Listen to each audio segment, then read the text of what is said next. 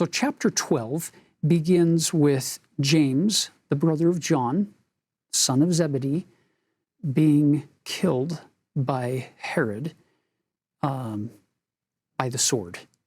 And he saw that, well, that made me popular among the Jews, so let's go and arrest Peter. So we arrest Peter as well.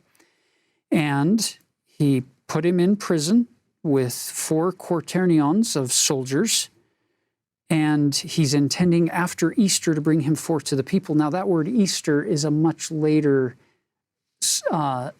label for what would have been Passover, the Jewish festival of the year. Easter isn't a thing until much later. Well, you can imagine for Peter, like, this is game over. You are stuck in the king's prison, or the leader of the Jews, with all these soldiers. There's no way out.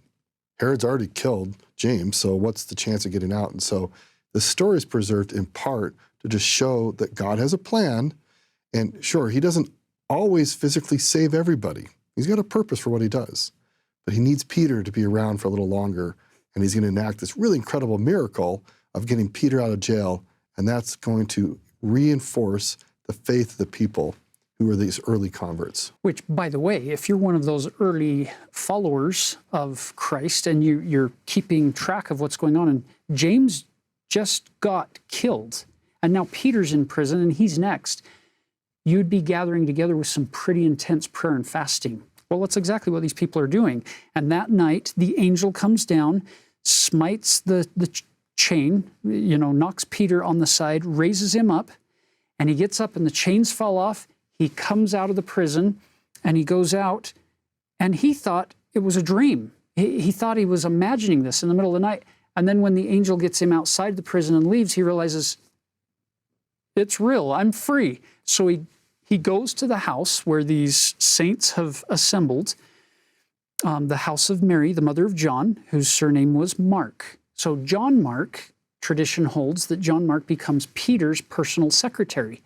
So when Mark is writing his gospel, he's probably getting a lot of his information from Peter.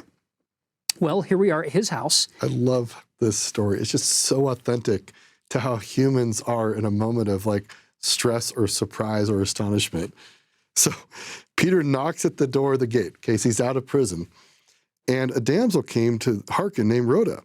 And when she knew Peter's voice, she opened not the gate. Here's the guy who just got out of jail and is probably like under threat of the guard coming to get him back. And so she runs into the house. Peter's here. They're like, wait, what? And of course, he's still knocking. And they're all inside saying, Rhoda, be quiet. Stop interrupting our prayer. We've got a really important thing we're praying for Peter to be released. So stop interrupting us. And she's like, he's out here. But finally, verse 16, but Peter continued knocking. And when they'd opened the door and saw him, they were astonished. I just love the story. Just the humanity of, you're so excited about having him released, and yet you leave him locked out.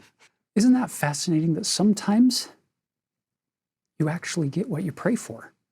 Sometimes you're praying for these big things, and it happens, and we don't often recognize it or even believe it. Is this really happening? Well, in this case, yes, it is. It did happen, and it's a beautiful story. And then at the end of this chapter, you get Herod, who is being acclaimed as a god, and the Lord smites him in verse 23 through an angel, because he gave not God the glory, and he was eaten of worms and gave up the ghost.